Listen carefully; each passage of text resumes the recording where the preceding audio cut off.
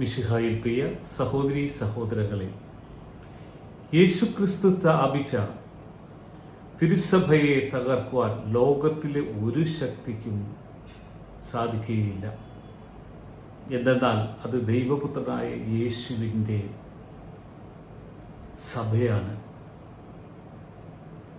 നാം ഇന്ന് ലോകത്ത് പല സമയങ്ങളിലായി ക്രിസ്തു സ്ഥാപിച്ച സഭയെ തകർക്കുവാൻ പല ശക്തികളും ഒന്നിച്ചു കൂടിയിട്ടുണ്ട്. ആരംഭം മുതൽ ഇന്നും അത് മുന്നോട്ട് തുടർന്നുകൊണ്ടിരിക്കുകയാണ്. എന്നാൽ യേശുവിൽ വിശ്വസിച്ച ലോകത്ത് പല സമയങ്ങളിലായി ക്രിസ്തു സ്ഥാപിച്ച സഭയെ തകർക്കുവാൻ പല ശക്തികളും ഒന്നിച്ചു കൂടിയിട്ടുണ്ട്. ആരംഭം മുതൽ ഇന്നും അത് മുന്നോട്ട് തുടർന്നുകൊണ്ടിരിക്കുകയാണ്.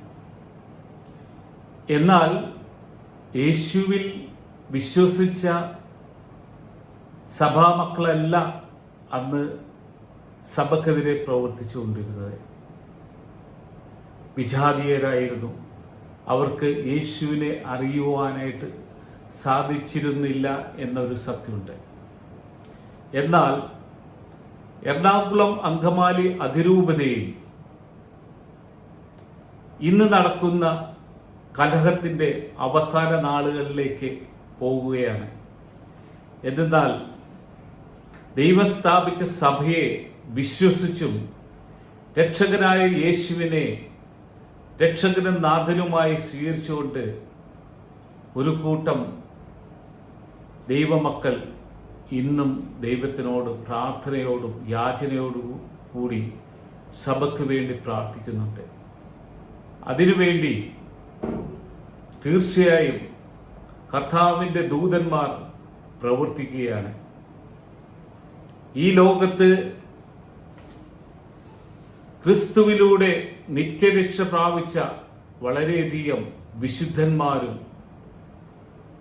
സകല വിശ്വാസികളും ദൈവത്തിൻ്റെ സഭയ്ക്ക് കൂട്ടാണ്.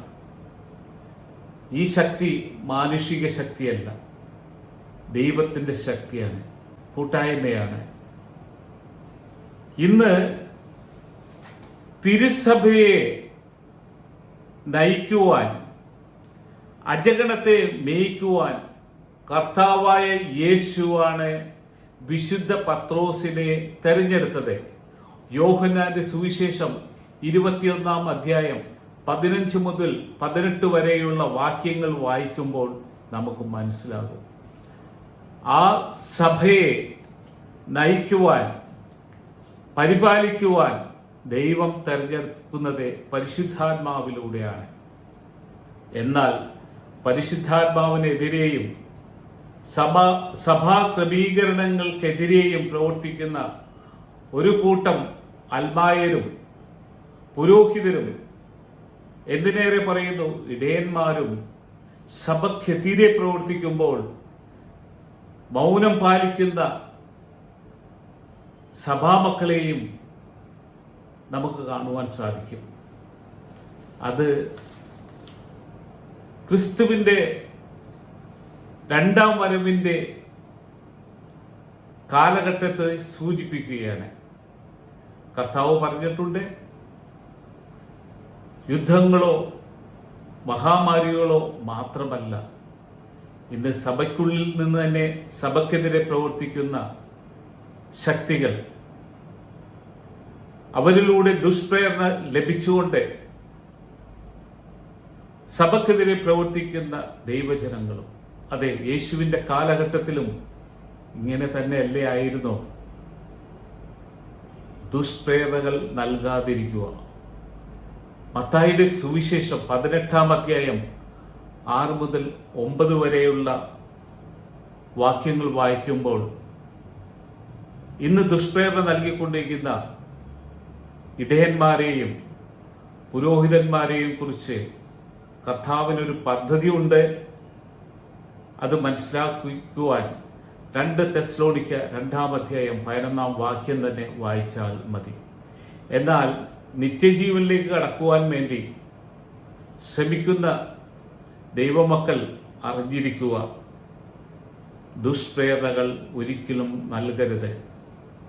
മത്തായിയുടെ സുവിശേഷം 18-ാം അധ്യായം 6 മുതലുള്ള വചനം നമ്മൾ വായിക്കുമ്പോൾ, യേശുവിൽ വിശ്വസിക്കുന്ന ഈ ചെറിയവരിൽ ഒരുവന് ദുഷ്പ്രേരണ നൽകുന്നവൻ ആരായാലും അവന് കൂടുതൽ നല്ലത് കഴുത്തിൽ ഒരു തിരുകല്ല് കെട്ടി കടലിന്റെ ആഴത്തിൽ താഴപ്പെടുകയായിരിക്കും. പ്രലോഭനങ്ങൾ നിമിത്തം ലോകത്തിന് ദുരിതം. പ്രലോഭനങ്ങൾ ഉണ്ടാകേണ്ടതാണ്, എന്നാൽ പ്രലോഭന ഹേതുവാകുന്നതിന് ദുരിതം. തീർച്ചയായിട്ടും ഇന്ന് നമ്മുടെ സഭയിലെ അധികാരങ്ങളിൽ ചെന്നെത്തിയിരിക്കുന്ന പല ഇടയന്മാരും മൗനം പാലിക്കുമ്പോൾ കർത്താവിന് എതിരെയല്ലേ ആ മൗനം പാലിക്കുന്നത്? അന്തിമ കാലഘട്ടത്തിലേക്ക് കടക്കുമ്പോൾ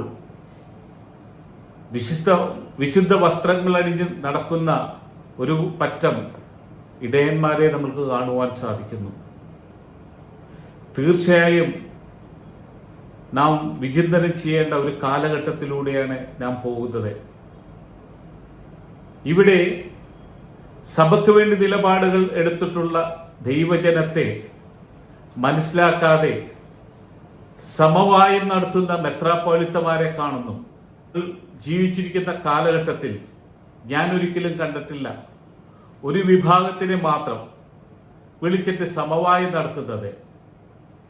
എന്നാൽ ഈ ഇടയന്മാരും പുരോഹിതരും മനസ്സിലാക്കണം, ആരാണ്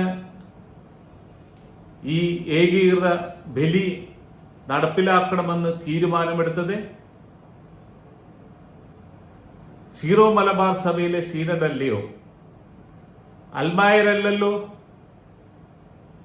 എന്നാൽ ഈ എറണാകുളം അങ്കമാലി അതിരൂപതയിലെ ഏതാനും വൈദികരും അൽമായരും ചേർന്ന്, ഇടയന്മാരും കൂടി ചേർന്ന് സഭയ്ക്കെതിരെ, സഭയുടെ ഐക്യത്തെ തകർത്തുകൊണ്ട്, സഭയിലെ സമാധാനം നശിപ്പിച്ചുകൊണ്ട് ഇന്നും പ്രവർത്തിക്കുമ്പോൾ നിങ്ങൾക്ക് ദുരിതം. അതെ, കർത്താവിന്റെ സഭയെ തകർക്കുവാൻ ശ്രമിക്കുന്ന ഒരുവനും ഈ യുഗത്തിലോ വരാനിരിക്കുന്ന യുഗത്തിലോ സമാധാനം ലഭിക്കുകയില്ല. അവൻ നിത്യനരകാഗ്നിയിലേക്ക് തന്നെ നിപതിക്കും എന്ന് വചനം നമ്മളെ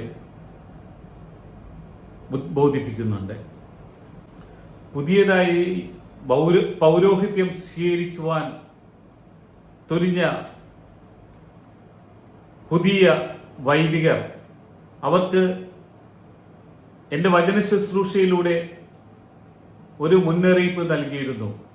നിങ്ങൾക്ക് സഭയെ അനുസരിക്കുവാൻ സാധ്യമല്ല എങ്കിൽ ഒരിക്കലും നിങ്ങൾ പൗരോഹിത്യം സ്വീകരിക്കരുത് എന്ന്.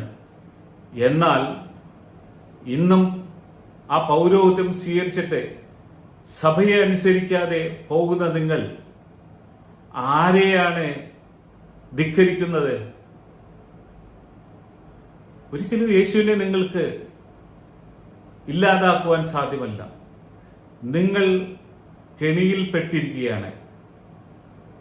സാത്താന്റെ കെണിയിൽ നിങ്ങൾ പെട്ടുപോയി. നിങ്ങൾക്കുള്ള സമ്മാനം ദൈവം നിശ്ചയിച്ച് തന്നോളൂ. സഭ ഐക്യത്തിന്റെ സഭയാണ്. അതുകൊണ്ടാണ് ചില വിമത വൈദികർ കലഹം പുറപ്പെടുവിപ്പിച്ചപ്പോൾ സഭ സാവധാനം അതിനെ നേരിടുവാൻ ശ്രമിച്ചത്.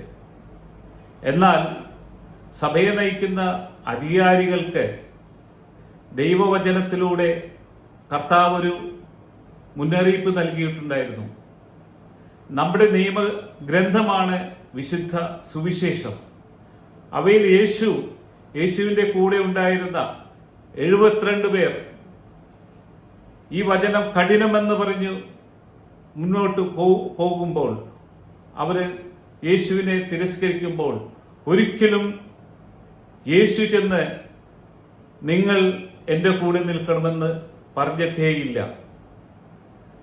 വിമതരായ വൈദികരും ഇടയന്മാരും സഭയെ ഉപേക്ഷിച്ചു പോകുന്നുവെങ്കിൽ പോകട്ടെ, അവര് ഇല്ലാതിരിക്കുന്നതാണ് സഭയ്ക്ക് നല്ലത്.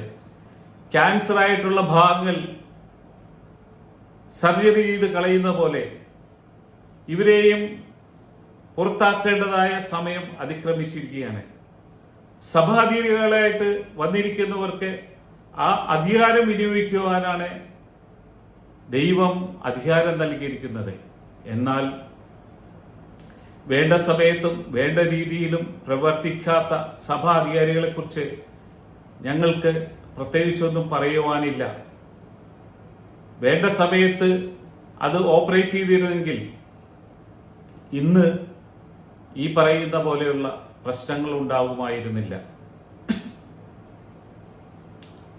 സീനഡിലുള്ള എല്ലാ രൂപതകളിലുമുള്ള മെത്രാന്മാർ ചേർന്ന് എടുത്ത ഈ തീരുമാനം എറണാകുളം അങ്കമാലി അതിരൂപതയിൽ നടക്കാതിരിക്കുവാൻ ശ്രമിച്ചിട്ടുള്ള മെത്രാപോലിത്തയെയും എനിക്കറിയാം.